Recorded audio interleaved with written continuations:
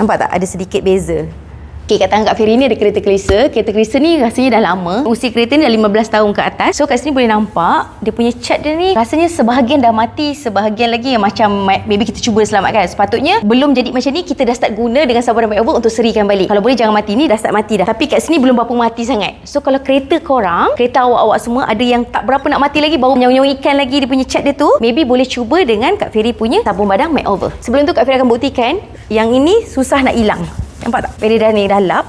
Susah nak hilang, susah nak bersih. Okey, Kak Fairy bezakan. Okey, dia bersih tu memang bersih tapi tak bersih sangat. Okey, tak bersih sangat, tak bersih sangat. Nampak tak? Jadi sekarang Kak Fairy nak gunakan sabun dan makeover. Ini yang kita dah bancuh tadi. Make sure kalau dah bancuh tu betul-betul lumat supaya tak ada partikel-partikel, nanti kan takut dia tercalar kereta. Fokus dekat bahagian sini, Kak Fairy kat sini sebab cat ni dah agak lama tau. Tapi kita cuba bersihkan.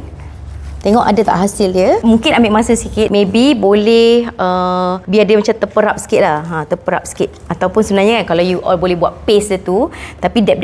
Jangan gosok. Dab. So maybe yang ni dah lama, dia perlukan sedikit masa. Dan kalian boleh lap-lap. Kalau ikutkan sekarang ni, walaupun kita taklah menunggu lagi, kita baru je, dia dah start mula nampak sedikit beza. Nampak tak? Ada sedikit beza. Ada beza lah sikit. So maybe boleh cuba.